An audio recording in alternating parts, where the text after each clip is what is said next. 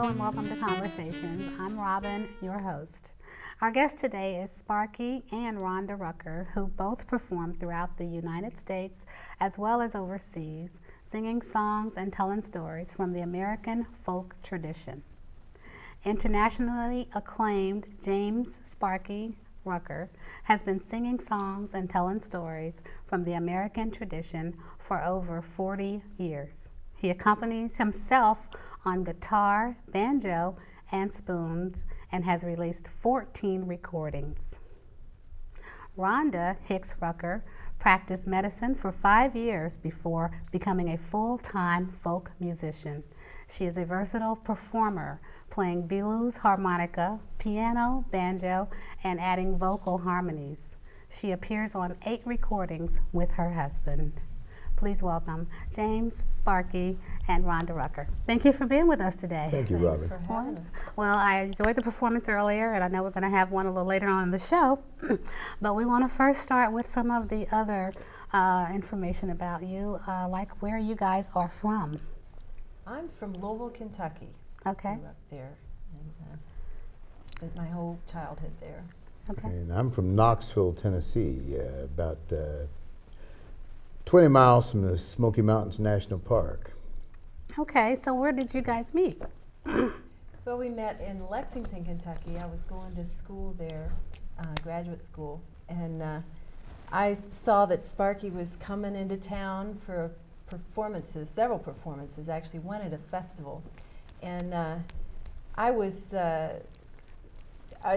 playing some music, but I was trying to find out more information or how to play slide guitar.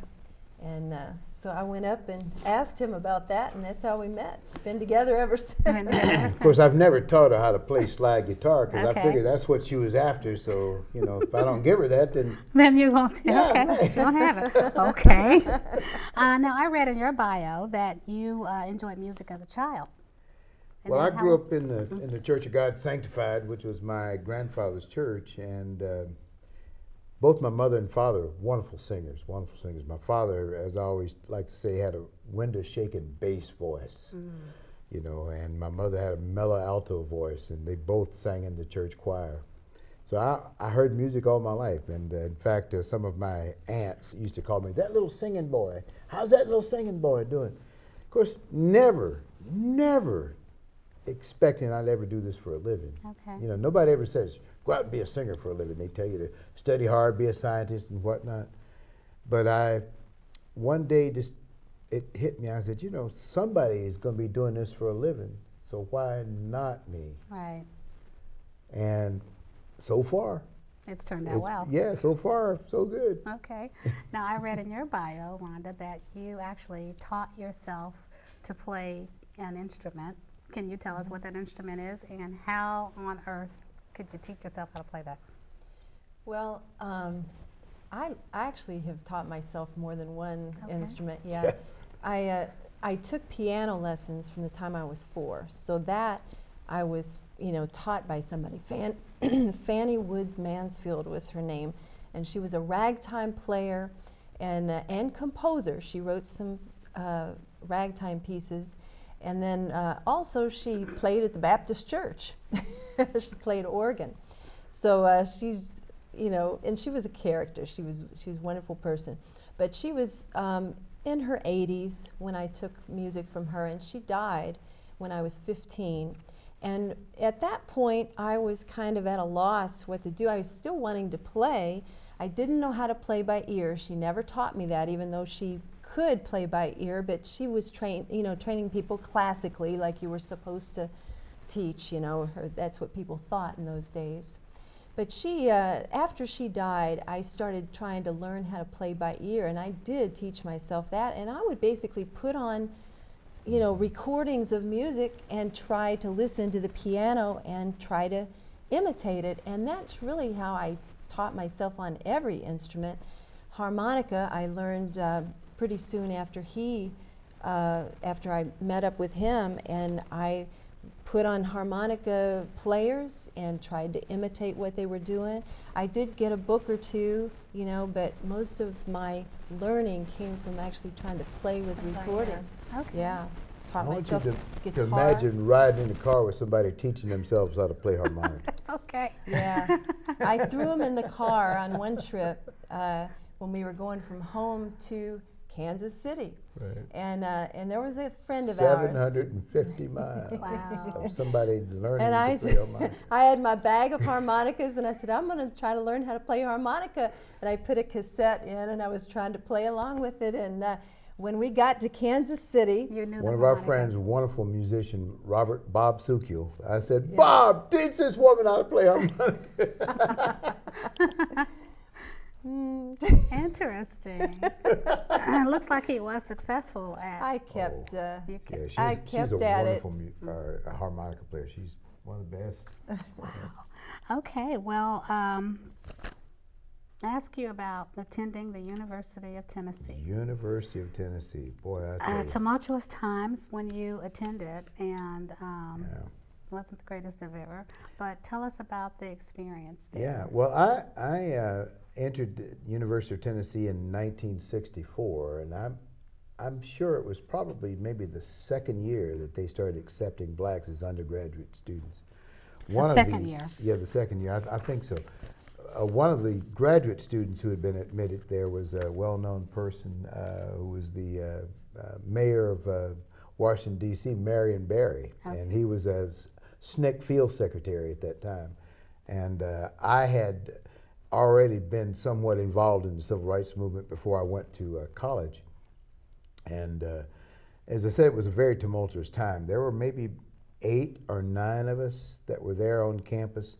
Out of thousand. Gosh, well, this was the 60s. We're Right. talking, at one time, there were 50,000 students on that campus. It was a very large campus.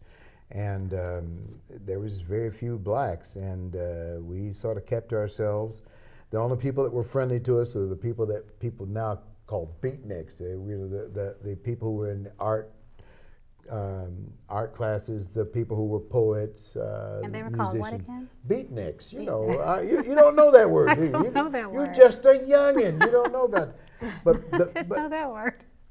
beatniks were the people like Jack Kerouac and Allen Ginsberg. They were the jazz musicians, the poets from the Okay. 50s, the people that listened to music like Coltrane and Charlie Parker and whatnot, wore the all black, wore the black berets and Okay. whatnot, and they were the people that lived in Greenwich Village, you know, and that was what people Okay. called, you know, beatnik, the beatnik era, played bongo drums, that kind of thing. Okay.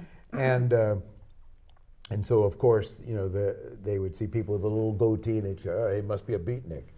And but these were also the people who, the whites who were involved in the civil rights movement, and the way the powers that be would put you down as they're dirty beatniks, people that don't wash and whatnot. The term hippie had not come out at that time, Okay. but it's the same Same thing. group of people that they started calling hippies later on. But these were the only people that were not of color that were friendly to us.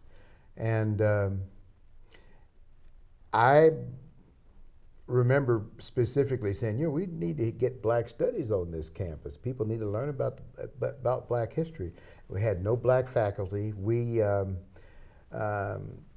formed the Black Student Union, and there were 11 of us at the first meeting. I was elected vice president of the Black Student Union at that time.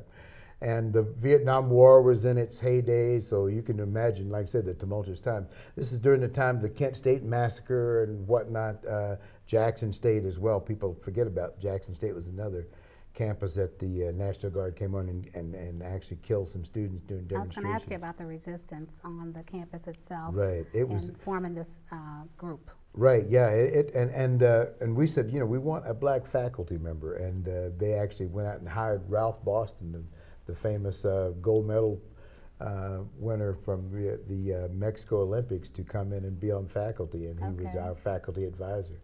So we got a lot of stuff done.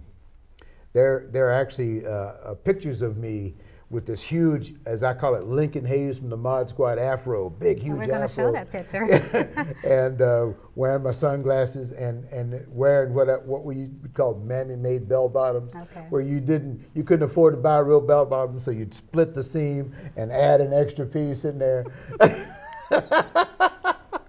But wonderful days, wearing the dashikis Right. and oh yeah, it was a wonderful time to be a young college student.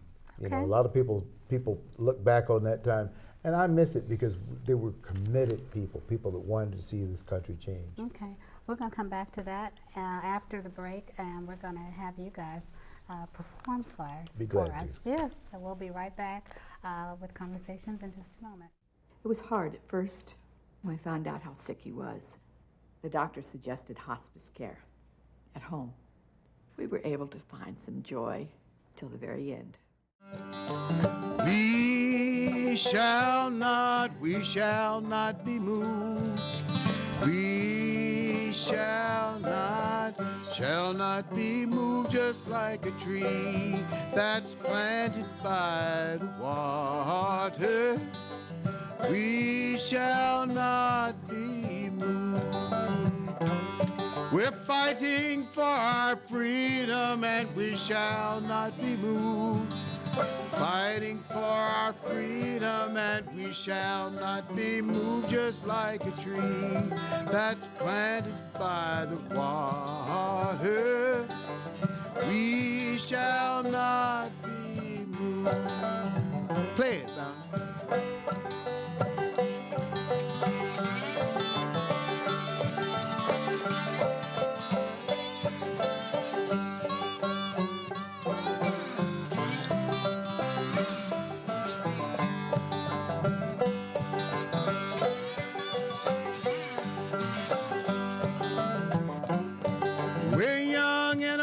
Together we shall not be moved.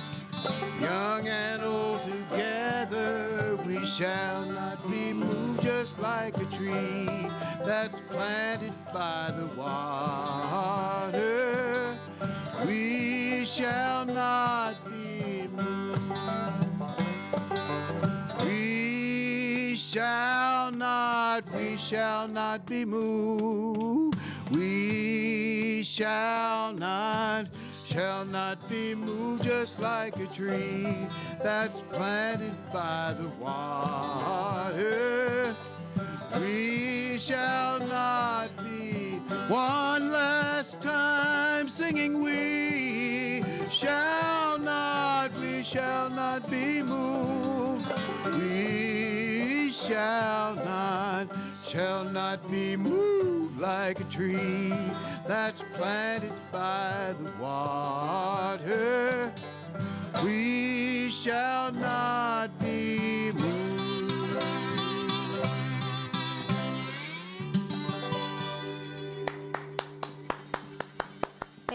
Thank you so much for this performance. We thank you, and we'll be right back with conversations in just a moment. Travel advisories to small business loans, government car auctions to finding a new job. To get information, go to the official source, usa.gov. Hello and welcome back to Conversations. We are joined by James and Rhonda Rucker. Thank you for being with us again. I'm going to ask you a question, Rhonda. All right.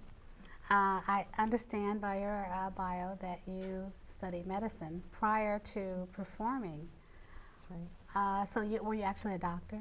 I did, yeah. I was I did an internal medicine residency. Okay. And then I practiced for 5 years in Maryville, Tennessee. Okay. Now, what made you go from being a doctor to performing? I'm still working on that one. Okay. Because you're not the only doctor in your family. No, I'm not. There's two others, both of my brothers. Okay. There's 3 of us, and they're doctors as well. One's a pediatrician and one's a radiologist. Okay. And I was an internist. I just, there were parts of it that I liked. I liked, especially some of the older patients. I loved taking care of them, and a lot of times the women around my age, actually. Mm-hmm. I enjoyed doing that. But I missed the performing, and I had been performing before I was practicing medicine. Okay. And I really missed performing and being on the road, and so I decided to take the plunge and go back to it. Okay. Now we heard your music, love the song, and we know that folk music is a long-standing tradition everywhere, but it's not as practiced as much, or not as performed as much as other styles. What made you choose this particular form of music, folk music? Well, the civil rights movement is how I got into doing this form of music. I had played rock and roll before that.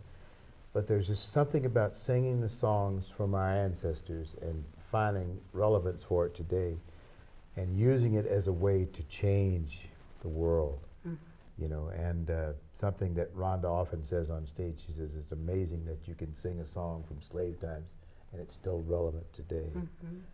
The country is in the process of trying to become what it claims to be. I love this country, but I want it to live up to its full potential, and folk music is the way that I've found that I can change the world. Now, where are the folk tradition, the folk music roots come from? Is that from the slave music? It's from Africa, from slave music, from the blues, the old time blues, and Kansas City knows about that. One of my early mentors is actually a guy named Buddy Anderson. They call him Step Buddy Anderson, who lived here.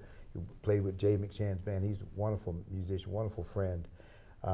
There's so many of these older guys that would see somebody like myself and say, oh, they're playing the same kind of music, and they want to pass it on. And because the music had lost its popularity, they love singing. But you know, it's coming back, because there are young black performers, like the Carolina Chocolate Drops, people like that are getting into the root music again. So I know that I'm one that started pushing that back. Come on, yes, don't forget this music. This is our heritage. And it's cross-racial lines, right? It's right. Oh yeah. In the so Southern Appalachians, I mean, a lot of times the roots are intertwined. Yeah. And in fact, when we were recording one of our CDs, The Mountains Above and the Valleys Below, it's music from the Southern Appalachians, from both the white and black traditions. And so we were doing, research on all of the songs, and most of the songs, like, you say, well, this is definitely an African American song, but then you'll find, well, there's these white people that were singing it back in the long time ago, that kind of thing. And then the same thing happened the other way, where well, I'm sure this is just sung in white churches. We've never heard but then I was doing research on this one song and found that this woman found these these black people singing it in Trinidad, and they had fought on the side of the British in the Revolutionary War, and then they lost. Right. So they ended up sending them to Trinidad, and for their own safety. But then they were singing this song that we'd always thought was a white Southern Appalachian white churches. And it's so amazing how down our way, and then there's the Native American influence, there's the Scott-Irish influence, and all of it is so blended now. Making a wonderful tradition. It makes all the music better. I mean, it's just makes it so beautiful. It's kind of what this country is. It's a blending of so many cultures. A unifying of all the music together. And people all over the world love American folk music. Right, they do. They really do. So it translates to other cultures very easy, very seamless. All the places that you've gone. Oh gosh, across we've the been to US. Australia, we've been to Scotland, we've been to Ireland, 48 of the 50 states. And blues especially seems to strike some deep chord in people in the other areas of the world. What is it about blues music? I think, it's just so, such a deep music, and everybody feels Are it. they personal stories? More than other Everybody music? has felt that at some point in time, but African Americans in this country were able to put that into an art form. Turned it into an art form. Yeah, and it's just really strikes a chord with other people all over the world, and they don't have all the baggage that we have in this country. You feel sad, and you don't want to say, "Oh man, I'm mad, but if sad. you're singing it, then people, oh yeah, you know, they can get into it, they can sympathize with you, and it's like a group hug. Right. Okay. Or Sparky calls either it know a someone- four-person psychiatrist. Right. It's a group of, you either know someone who's had that experience or Right. have been going Yeah. through it, or, okay. You know, and I know about a little bit about blues music. My mother listens to blues, my father. So I always, when I was little, I thought, why were they listening to that? But then as I got older, Yeah. it is something that really Right, touches and the core. especially here in Kansas City, Oh, this is such a wonderful place to be, and boy, folks need to get out and know about the roots that were here. They do. And it's so profound that it went on to influence so many other kinds. I mean, there's hardly any popular music you can hear on the radio today I know. that doesn't have roots in blues. So, Well, we're gonna take a break, and we're gonna finish this up when we come back. Thank you, and we'll be right back in just a minute.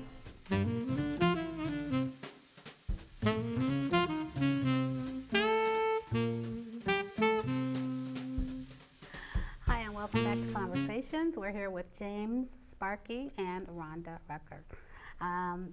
Let's go over some of the experiences you've had in all of the places that you've been performing. Are there any experiences you would like to share? well, we've traveled in the continental U.S., 48 of the 50 states. We haven't made it to Alaska or Hawaii yet. Okay. And Trying then, our best. yeah, and I guess the most recent trip that we took was to Ireland overseas. Overseas trip is what I meant.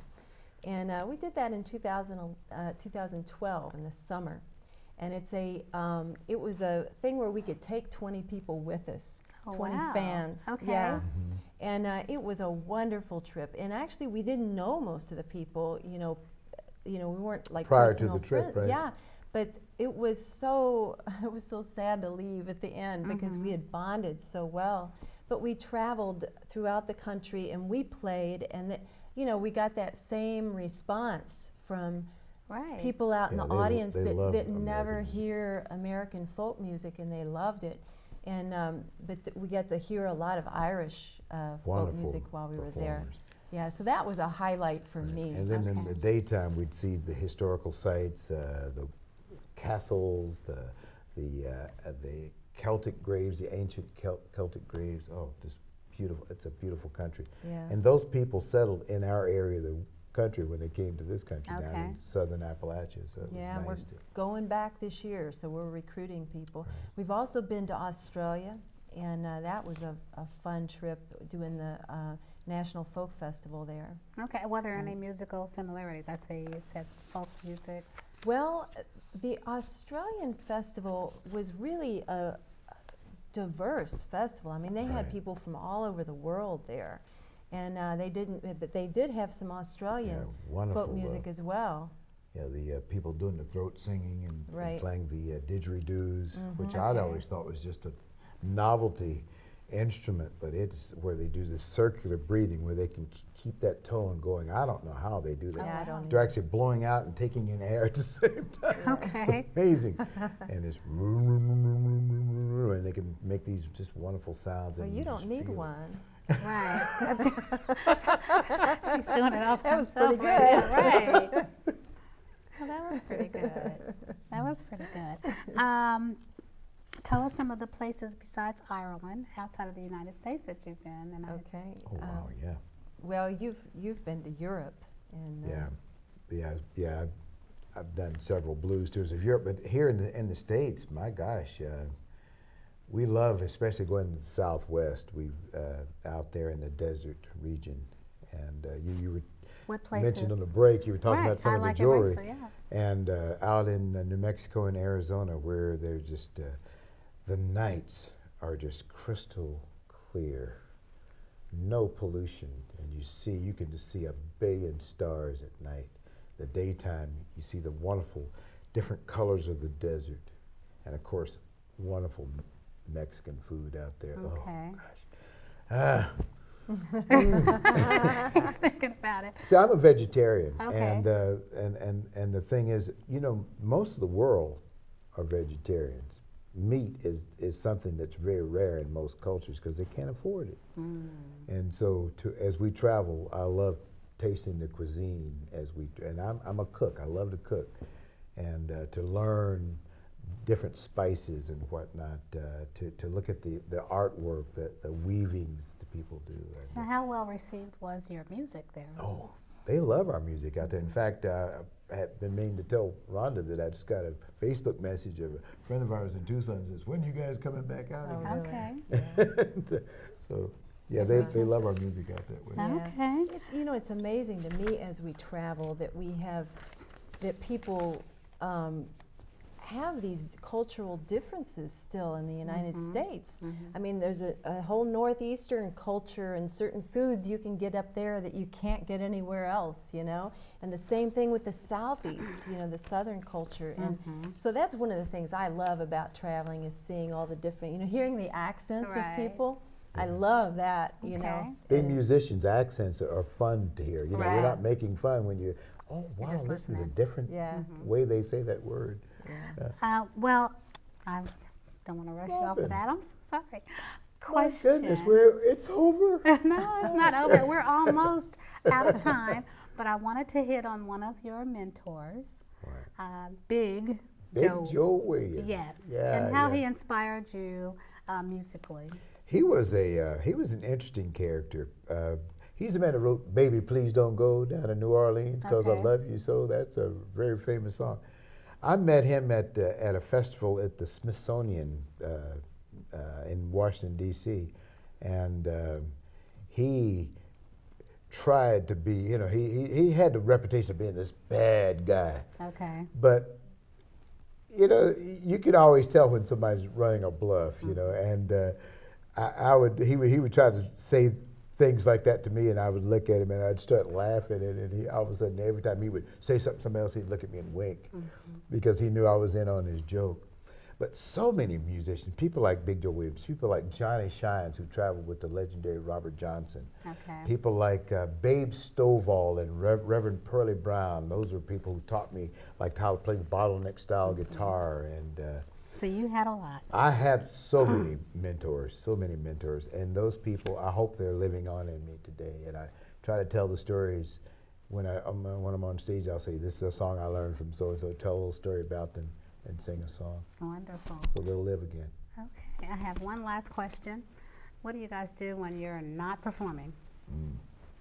I've been writing a lot. Writing? And doing some children's writing. In fact, I just had an article published in Highlights magazine in February, just last month, February 2013.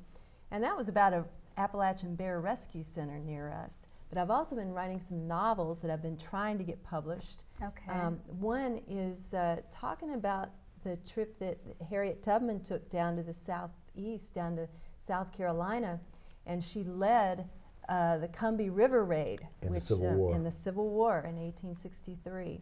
And you're writing that book. Well, the hero is a kid, a young boy, who's a slave on one of the plantations there, and he stumbles across these mines or these torpedoes that the rebels are planting, and so he helps give her that information because she's working as a spy, which she really did during the Civil War down there.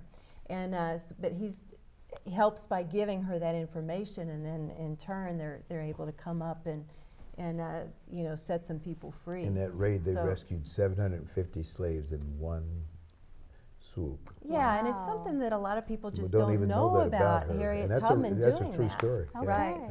And then the other one is a young adult novel. The one I mentioned is a middle grade, which is upper elementary school. The other is a young adult novel about the Birmingham Children's March.